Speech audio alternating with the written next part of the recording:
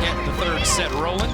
Lanier from the outside is able to go just an unbelievably tight angle. Lanier goes back to who else but Kendall Kipp.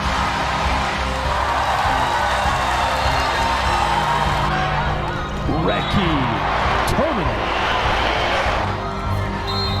Away by 5, slide to Mitchell. She's roofed. The run right now for Arizona State. Back row attack and the kill for Kendall Kipp.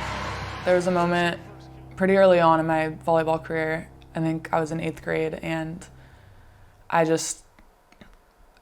caught the bug for volleyball. You know, every single day I was in the gym for hours, and I was always finding open gyms to go play at, and like going to work out when I could extra, hitting a ball against the wall outside my house. And I just couldn't imagine a day in the next 10 or 15 years where I wouldn't be playing volleyball. And I started researching colleges and the Olympics and next level playing, and I just knew that was what I wanted to do. Well, she set her sights on going to Stanford pretty early on in 8th grade. She decided, I think I like volleyball, and she looked up online, what's the best volleyball school? And Stanford came up, and she said, okay, I want to go to Stanford. And she's kind of that sort of person that just puts it out there and then makes it happen. And it found her, I think, as much as she found it. And I'm really proud of her. I mean, it's really been her journey and her doing. I think towards the end of 8th grade for me was when I started getting letters in the mail from different college coaches, and I didn't know too much about the whole recruiting process, but I just was excited to be receiving mail from them. And then someone who just like always sets my eyes on the best, and I want to be the best. And so I looked up online one day, what's the #1 college volleyball program? And I looked at the NCAA rankings, and Stanford was ranked #1. And I've always been really passionate about school as well. And so I kind of saw that, and it was just like a light bulb. I was like, I know that's the place for me. I'm meant to be there. And so I said, I'm gonna go play volleyball at Stanford. And about a year later, they reached out to me. Ogilvy all over that. And then Kendall Kipp will finish the deal.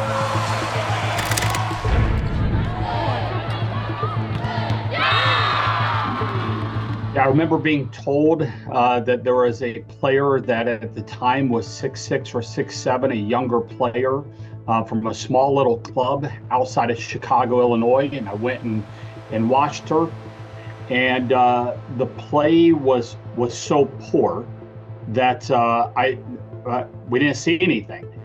He didn't recruit me because I was good at volleyball. He probably saw a kid that was 6'6" at the time and could move pretty well from my sport background.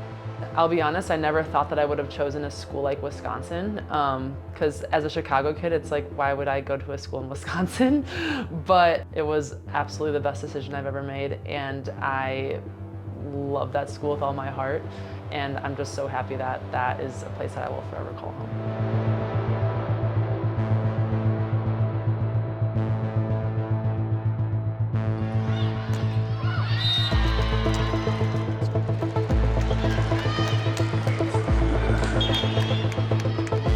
I just kind of had a gut feeling. I was choosing between USC and Texas in the end, and just had a gut feeling at USC, so I decided to go with that. And I think their academic tradition and their alumni network and sports were all great, are all great. So I'm happy with my decision.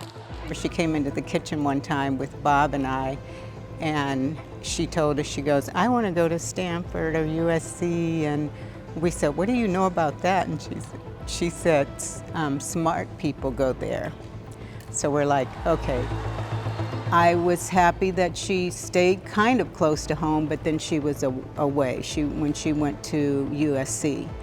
And Kalia made all of her own choices. I mean, she ran things by us, but she pretty much made her own choices. But it was hard to see her go, but I knew she was very close, and we always were at her games, even at USC. I don't think we missed a game while she was in college. Ramshriver kept it alive. What a rally here in Waco. Presley is next.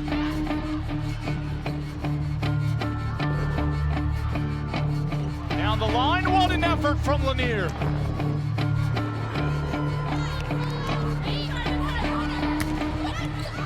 The beginning of my career at Wisconsin was really hard.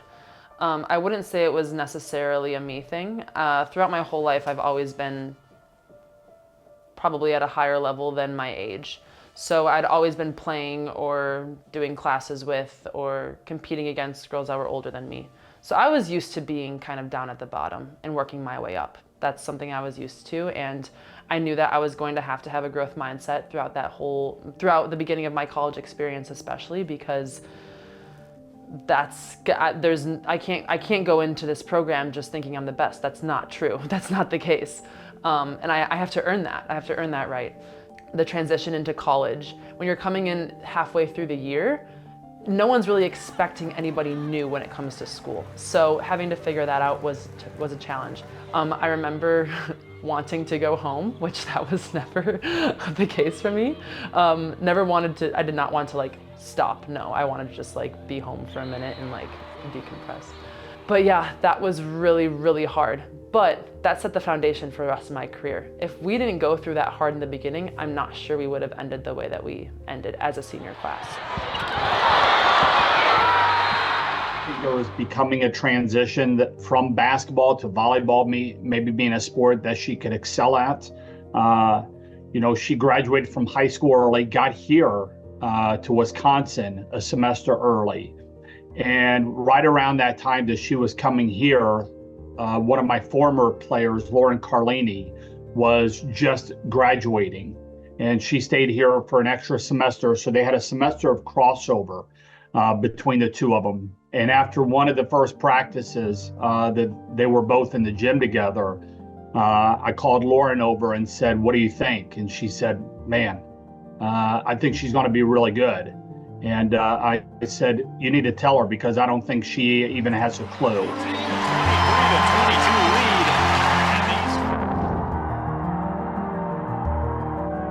I think anytime when you go to the next level, there's parts that you need to adjust to and there's challenges. And it was like going from being a big fish in a small pond to a small fish in a big pond. I was surrounded by All-Americans and national champions. And so it definitely pushed me in a lot of ways, but it was rewarding and it was fun. And I think it took a bit to really feel like I deserved to be there and to feel confident. I think she joined a team that had won in 2018, so she was a freshman with that team. And early on, we did everything we could to try to figure out if she was going to be the best option for us to play immediately on the left side. So now she's playing position 2 or opposite. Then we had her playing outside hitter with her and another player, Megan McClure, who had been on the national championship team as a sophomore. We're going back and forth playing. And I would change from match to match. I would switch. Okay, Kendall, Megan, Kendall, Megan. And then Kendall ended up having a little injury, and so she was out for a little while. And then it ended up being Megan. But I think for her, it was very obvious that she was talented enough to play immediately, but she had a lot to learn as a player. And eventually, it made more sense to play the player that had a little bit more experience. And if they're excellent in serve receive, have to be that now, and they're not.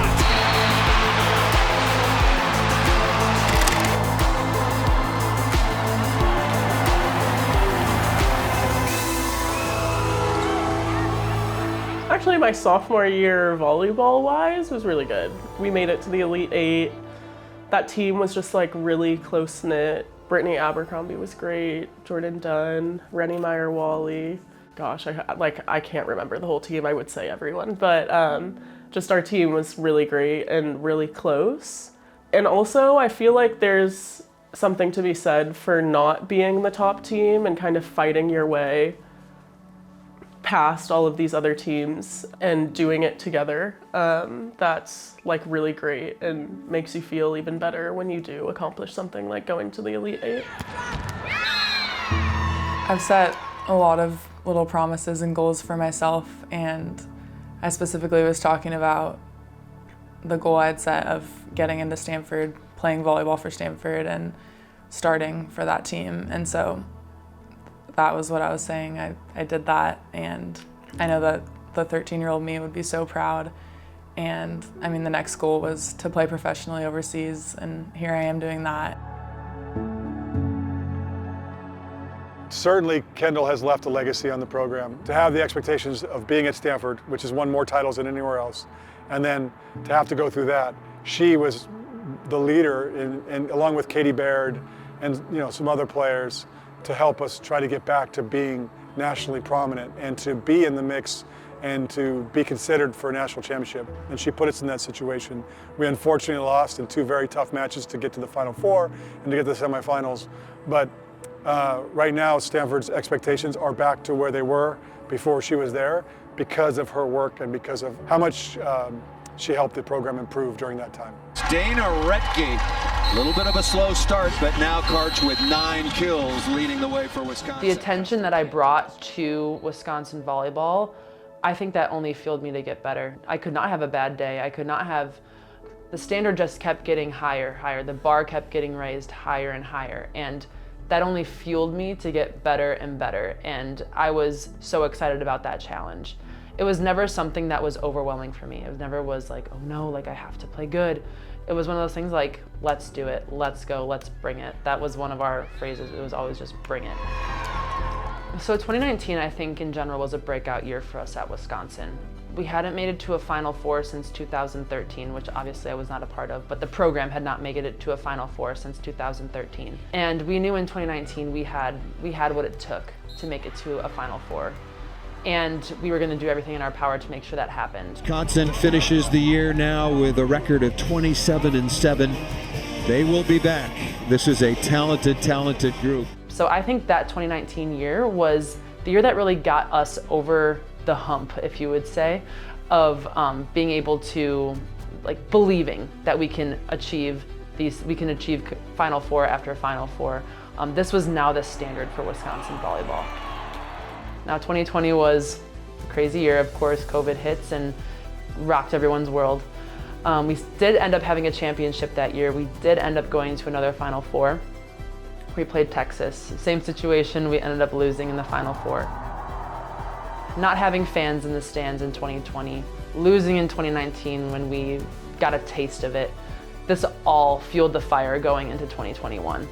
Most of our senior class decided to come back for a 5th year, and it was going to be our last shot at chasing our dreams. Blocked by Rettke. During the preseason that year, I remember we were playing Baylor, and we are just on fire. Everything is working. And I remember Kelly called a timeout, and I didn't say anything out loud. Nothing was ever said out loud. But I remember sitting down, and Kelly's in front of us, he's talking, and I just am thinking in my head, I'm like, we're winning a national championship this year. I mean, it was like sending chills throughout my whole body. Playing those matches, the Final Four in 2021, those were probably some of the most iconic Final Four matches that we'll see. And they will kind of go down as classics for me because those games were incredible.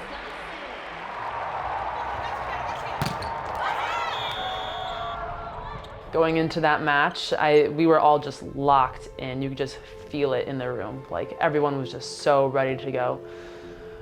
We play that match, we almost go down 2-0. We come fighting back in the second, which was just incredible. To this day, I haven't watched that match because it's too much for me. We pull it out in a nail biter of a 5th set to win Wisconsin's first national championship. In that moment, after that ball dropped, it was like everything just clicked. And from day one when I arrived, when I was 17 years old, to the day the last ball dropped when I was 22, like, all of the hours, all of the hard work, all of the days that were so hard, all of the amazing days, all the practices that were horrible, all the practices that were great, everything that happened, it just clicked in that moment. And it was like a feeling that I don't think I'll ever have again. Dana Rettke with championship point on Wisconsin at an 8. 1 for Wisconsin. So this book is kind of the whole story about our road to the national championship in 2021. This was right before we played the national championship match.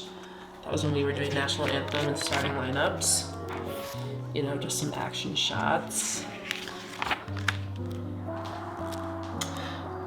This is when it all happened. Like, that was the reaction at match point, so that was really cool. Moments I'll never forget. Jade, Yulia, oh, sweethearts.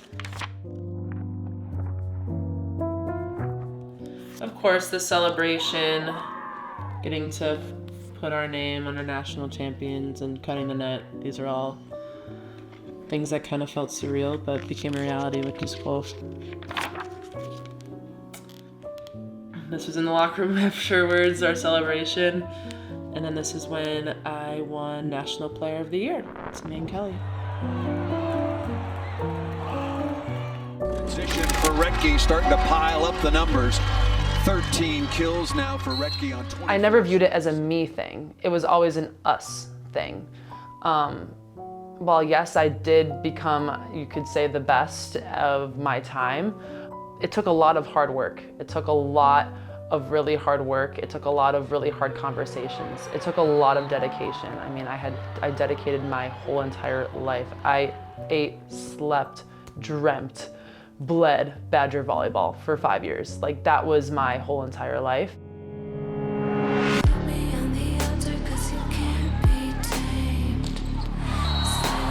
Stanford does have a few weapons, like 5 of them.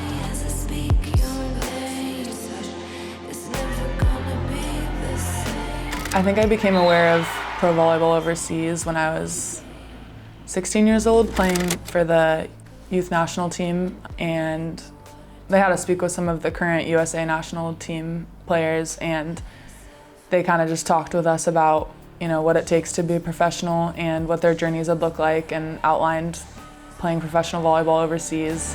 At the time, there wasn't any professional volleyball in the US. Now it's finally starting, but I think I always knew that it was something that I'd be willing to do, and I was excited about, and now I'm so happy that I did because it's been so amazing so far.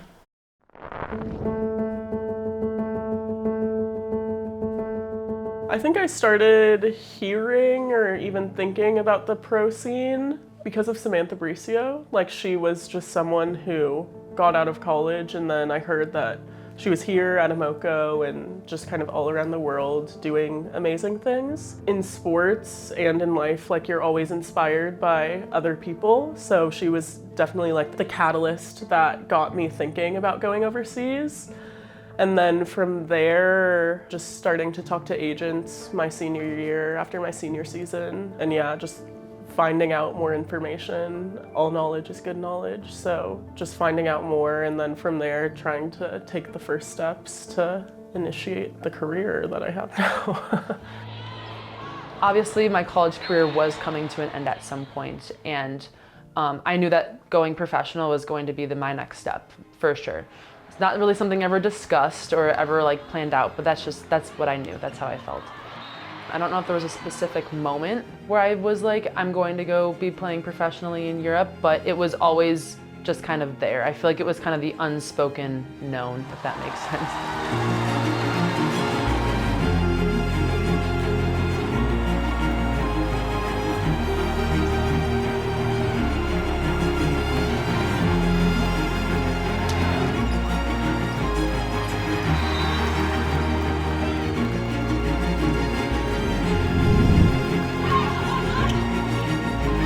For Wisconsin, Haggerty, oh, slicing it.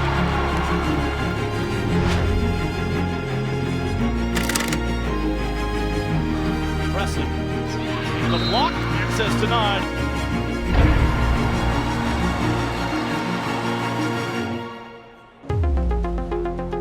I signed that paper and I had full body chills. When you sign your first contract, it's like such a big deal. American college volleyball players don't really know anything about the professional world. It is a completely different beast.